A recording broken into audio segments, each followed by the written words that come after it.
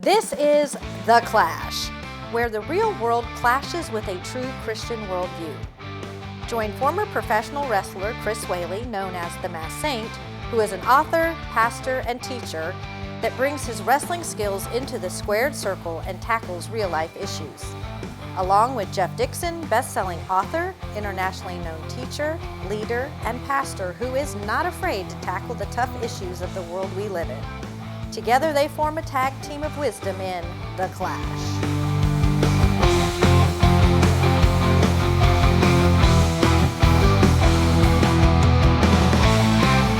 Hi, welcome to The Clash. My name is Jeff Dixon. I'm joined by my co-host and friend, Chris Whaley. and we're going to take a couple of minutes in this episode and talk about taking a Christian worldview and allowing it to clash into the culture that we live in.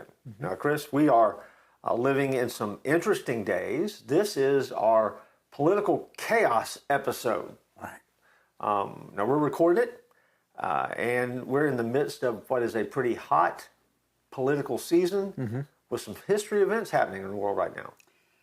You know, I think there's a lot of people on both sides, more on one side, that are looking at things going, what are we going to do? And I think there's probably some excitement on the other side, but we definitely are in a time of complete political chaos. And I think we got some interesting things to share with our audience today. Well, we're going to help unravel the chaos. Boy, that's a lofty goal, isn't it? I love that. I think we're destined to be disappointed here. But don't go anywhere. Right after the break, we're going to come back and plow into what is really the news and the political news of the day. Right. After this moment. Hi. Thanks for not leaving during the break because, well, I'm obviously trying to get you to buy something. I really am. If you're anything like me, middle of summer, sometimes it gets really hot. We film here in Florida. It's hot all the time. And every once in a while, you'd like to take a little bit of a break. Get a little Christmas spirit going in your life. If so, I have a suggestion for you. I have written a novella based upon the characters that show up in my novels. It's called Then Christmas Happens. It's available in the exclusive paperback edition, the collectible hardback edition, or if you're lazy like I am and you want someone to read to you, you can also get this book on Audible in about an hour and 10, 15 minutes. Hear it, read it, and get a little Christmas magic happening in your life. To get it, you have to go to Amazon, look up my name, Jeff Dixon, and then let Christmas happen in your life. Hi, welcome back. We are looking and talking about political chaos. And in this segment, Chris, I want to take back, we're in the throes, just while we're recording this, we are in the throes of a presidential election. Right.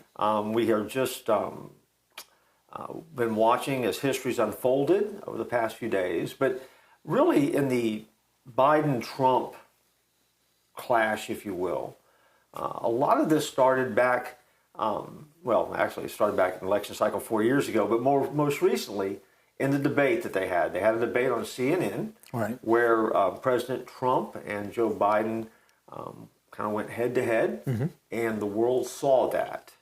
And from that point on, things started getting a little crazier than they were before, if that is even possible. You know, immediately after the debate, of course, we all knew how bad it was for Biden. I mean, he was terrible.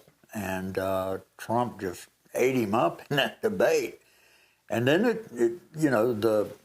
all that's coming down is that Biden should get out. Biden should get out.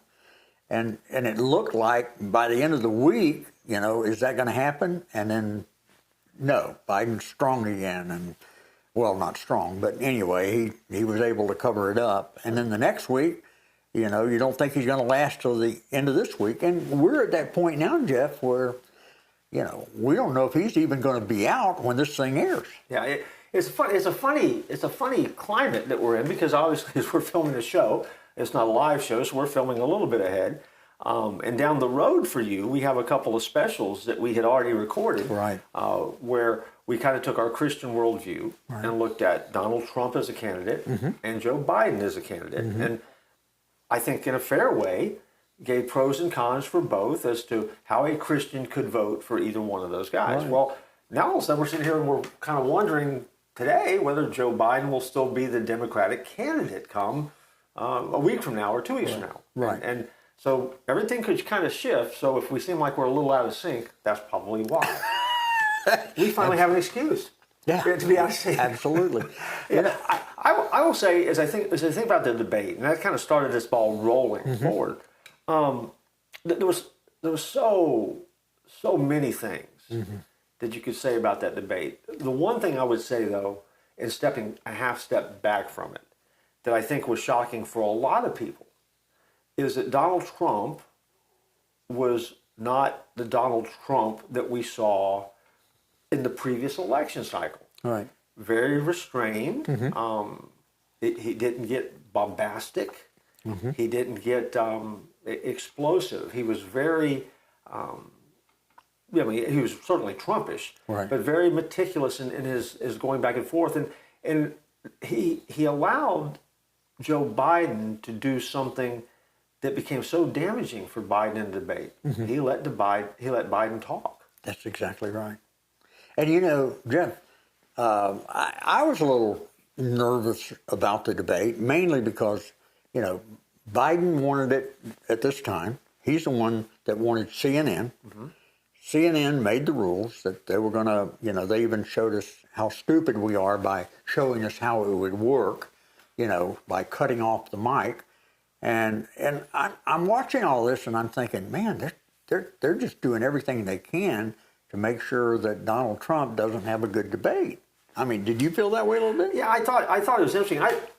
Yes, I agree. I agree with what you said. I thought it was interesting to me. More interesting to me though was the fact that when they're kind of going back and forth on that campaign trail a little bit, and Trump was like saying let's debate, and Biden said okay, let's debate, let's go after it, and then they put all these rules in place, and without asking for one change. Right. No audience. That's exactly right. On a quote unquote an unfriendly network, Trump said, "Okay." Yep. And it was almost fearless to say, "Okay, I'll play by your rules. I'm that confident coming in." Somebody, and again, I don't know about political handlers and how that works, but at some point, some political handler on the Democratic side should have been absolutely terrified that Trump said, "Okay, I'm not." Yes, you set the parameters. I can come in. I can step into that. I think they thought Trump would turn it down. I really do. I think they thought Trump would turn it down. They had no clue that he was going to say yes to everything that they were demanding, and he did say yes. And it came back to bite him. Yeah, I remember watching it and kind of taking a deep breath at some point during the debate when it wasn't a scream fest. I mean, because again, that would have been, of course, they were controlling the mics anyway. But I had a few moments where I kind of felt bad for Joe Biden because he was struggling, and he was struggling to kind of keep up and come up with answers, and the recall wasn't there. Now again, I got it. He's a leader of the free world, so he's got to be on point on his game. But there were some moments that he struggled so much that there's the sympathy, empathy side of me really did kick in. I thought, man, I just feel bad for this guy. And I was surprised by that because again, I tend to look at politics very much as a game, and I just kind of felt bad for him in the game. Yeah. I feel kind of bad saying this because it just doesn't really sound good. Well, remember, he's saying, and I'm not. Yeah. It doesn't sound good because, I'm a pastor and all, but I think the pro wrestling side of me comes out more in this. I didn't feel sorry for him. I mean, the guy's been a politician for 50 years, and one of the most arrogant, bombastic people in politics, and some of the things that he has said, I didn't feel sorry for him. I'm sorry. I think it's a real good case of elder abuse what they're doing, because the guy obviously is not in any shape to be running the free world, much less trying to get another 4 years. His health is just terrible. His mental state is terrible, and it's going to be interesting to see what takes place. So where we sit today, as we're recording this, is that there is a not the debate that we're talking about, but there's another debate that's going back and forth about whether or not he's going to be the actual candidate. Mm-hmm. And as we're hearing the news of this day, it sounds like there are a number of high-level Democratic officials and personalities that really are urging him to step out of the race. Right. What do you think that, if that happens, what does that look like? I mean, from where you sit today, what's it going to be like? I haven't gone back and forth, but I am now going back and forth. Is he going to be there? Is he not going to be there? Is he going to be there? All of the campaign money is under Biden-Harris. So if Biden drops out, it has to be Harris in order to get that campaign money. But you have the political pundits on the Democratic side are thinking of having an open convention and running all these different candidates. Kamala Harris is also a black lady, and if they go over her and put in a white candidate, that's not going to go over well. Yeah, we've not, in recent history, we've not seen a convention. No, not since '68. That would open up where for them to actually have candidates vying for that job at a convention. I mean, so that's a bit of history that could be unfolding. Right. It will be wildly intriguing and wildly interesting. And so this question is one, this is just speculation, okay? So let's just play what if for a minute. Let's say that he decides he is going to withdraw as a candidate. Right. And chooses now not to run. Mm-hmm. It puts a lot of delegates back in play, but it's got to be his choice. Mm-hmm. So he has to choose not to. So let's say he does not. So then, is there a movement among the Democratic Party to invoke the 25th Amendment and basically say, look, not only do you need to step back, but you need to be done now? Because if that were the case, then we actually have a president, Kamala Harris, prior to the election. Mm-hmm. And then I can't even imagine a scenario where she was not the candidate and she could be the president prior to that. I mean, she could sneak a presidency in, is what I'm asking. Do you think, is that a possibility? I think it is. I quit watching the news after the last election back in 2020. I just got disgusted with Fox and got disgusted with the news, and so I just quit watching it. Now, my wife told me the other day, she said, you're becoming a political junkie now, because every morning I got to watch the news to see what's going on. But I heard exactly that thing this morning, Jeff, on the news, these, quote-unquote experts that they have on their shows. And that very thing was brought up about the 25th, invoking the 25th Amendment. So if he's not mentally well enough to run for president, then he's not mentally well enough to continue on as president. And so they were thinking that was a good possibility of using the 25th Amendment. Has that ever been used before? That's a great question. I don't know. I guess I'm not good enough in history to know that. I can't even remember a time. I can't remember a time for a president that happened. No. So. But and I hate that we end up in this position politically, because again, I think it weakens the United States on the world stage across the board. Definitely. And I think that for us as Christians, for us as followers, I think we have a need and we have a desire to be strong, right, and to hold that position in the world as a nation built on those Judeo-Christian principles, right, that allow us to be a world leader. Right. And so there is a lot of chaos right now on the Democratic side. Yeah, it's going to be interesting how it plays out. And you're right, and so we'll keep watching that. But on the other end of it, there's some chaos and some other things have been happening on the other side of the aisle as well. And so we're going to come back and talk about that right after this. So don't go anywhere. Hi, Jeff Dixon. You might recognize me from The Clash, but that's not what I want to talk to you about. I want to invite you to visit a website. It's touchandchange.net. Touchandchange.net.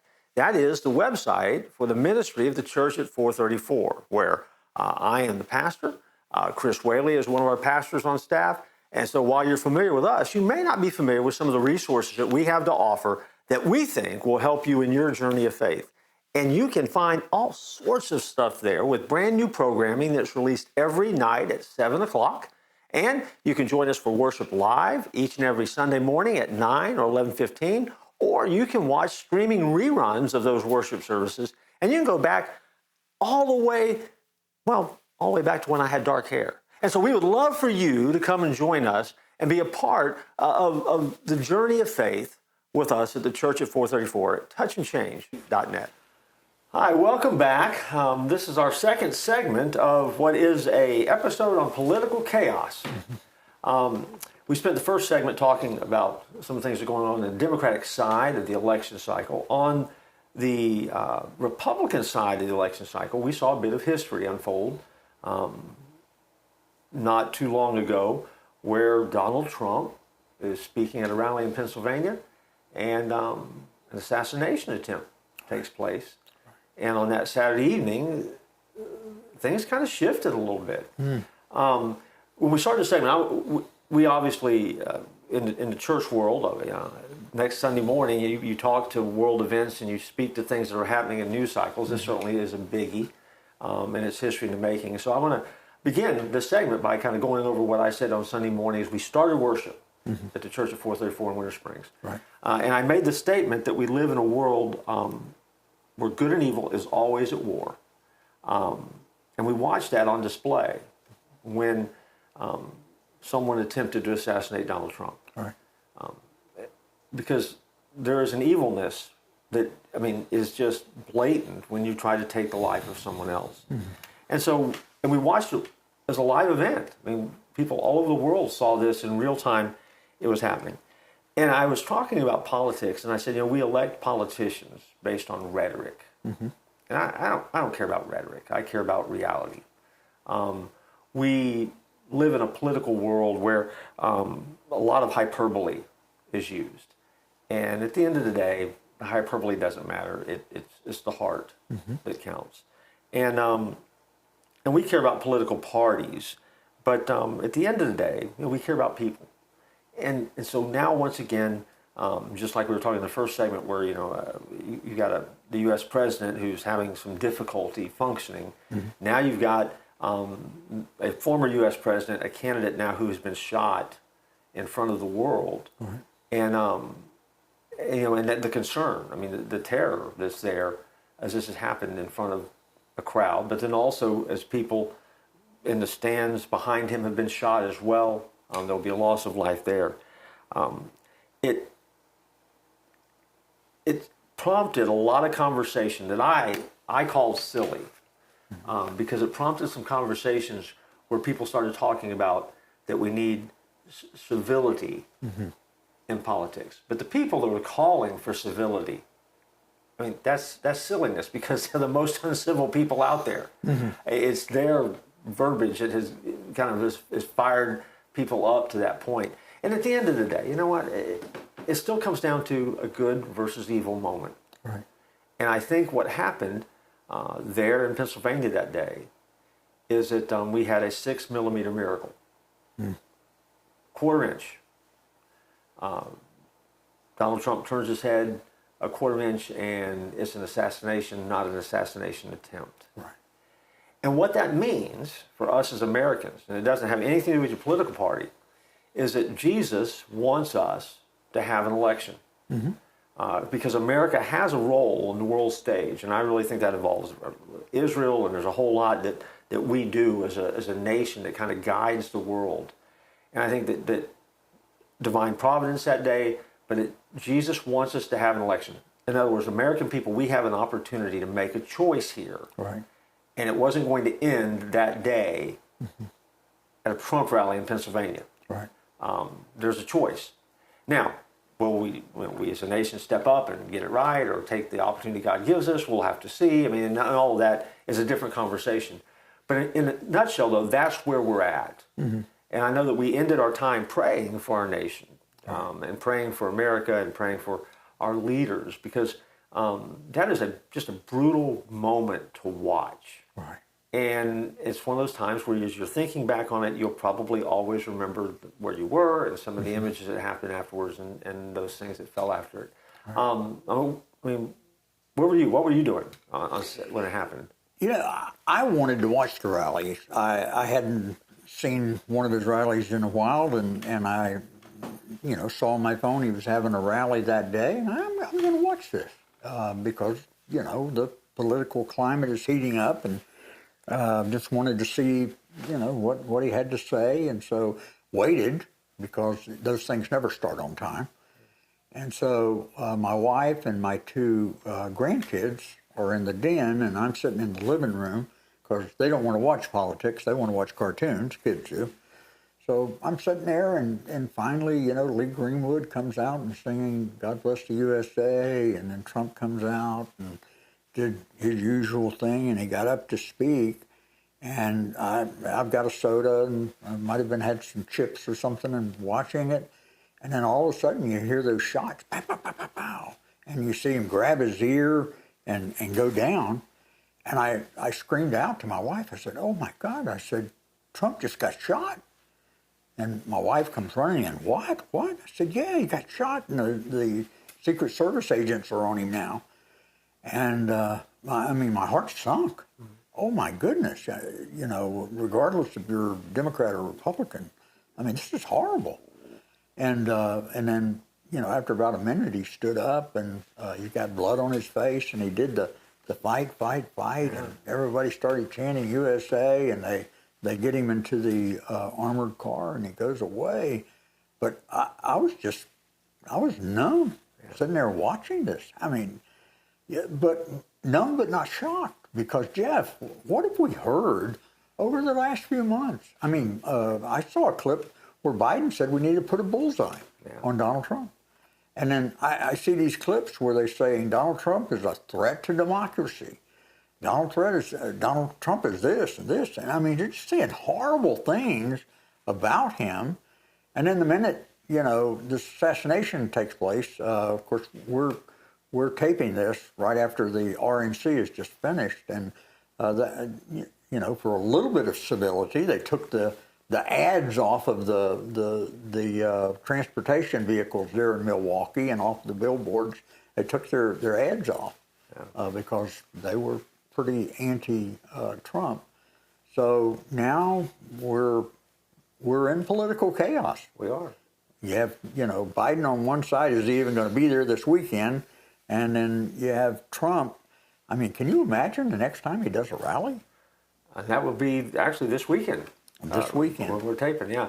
It was a very surreal kind of thing to watch, and a reminder of we live in a world where we actually can see events in real time now in a way that you never could before, and terrifying in a lot of ways, inspiring in some ways. When he gets to his feet, and that iconic now, and it will be an iconic image that will be in the history book for years. He raises his fist with the American flag in the background, with blood on his face. It was certainly a display of strength. I was struck by the fact that panic didn't break out. Yeah. And there wasn't a riot. That was amazing. Of people trying to get out and away from a potential, shooting event. Right. Was taking place. The people at the rally stayed put. They stayed and they waited to see what was going to happen and see Trump kind of rise and kind of move through it. For him, it turned the complexion of this process for him, I think. I think it's going to change the way that he campaigns. Even the Republican National Convention that took place, the tone was different for him. And a lot of appreciation for the fact that if it weren't for the grace of God and hand of God, he still wouldn't be here. Right. And it kind of brings us back to that conversation we were kind of having earlier. I mean, who is going to be the leader of the free world when we're said and done? But I got news for you. There's a whole lot of questions that come out of that rally that are just still weird as we're recording this. I mean, how do you let a sniper on the roof that close to the candidate who is running for president or a former president of the United States? Yeah. How do you let him take the stage when they had the heads up that there's a person of interest out there? I mean, I wouldn't let him hit the stage until that was taken care of. And there's people who are in the crowd or people who are watching and that are warning or trying to warn law enforcement as to, there is somebody there with a ladder. They're on the roof. I mean, there's just so many odd things that are associated with that. Right. And you have to ask yourself, well, where did the breakdown come? What decision-making process was in place before he took the stage? Right. Well, there's a guy I listened to his podcast. He's a former Secret Service agent, and I've listened. I wanted to get his take, and of course he had a lot to say on it, and it wasn't good. No. It's not the guys that surrounded Donald Trump and put their lives on the line by covering him, but it's like the upper echelon of that. They obviously didn't do a very good job of working with the local police, and I think, there was terrible mistake of not giving him more protection, and there are just so many questions, like you said, so many questions that we have over this, and I don't know if we're going to get them answered this week. It will be interesting. I mean, I know we're calling this episode the Political Chaos episode. I mean, I was thinking that maybe one of the titles we could use for it is Grazed and Unfazed, because he came back firing. I mean, and he's firing on all cylinders. But very much like you, though. I mean, how can you not know that he's Donald Trump and just being Donald Trump and that explosiveness and that reaction that you get from people? I mean, to me, that's kind of a no-brainer. This guy's going to need a lot of protection. It's not like that he's going to, Wally Wallflower that's going to sink into the woodwork. You're not going to hear him or see him or know he's there. He's larger than life anyway. Well, I've heard people say that are the gun enthusiasts who go to the range and fire, and I've heard various people this week say that, that shot, even by an amateur, was like a 6-inch putt on the golf course, and yet he missed it. So what I'm believing, Jeff, is it was the providence of God. What do you think? Yeah, I think God had a hand in it. I think we're in a moment where, and I think I mentioned it a minute ago. Jesus wants us to have an election. I mean, I think that free will always comes into play, but I think it's an indicator because again, Jesus doesn't have a political party. No,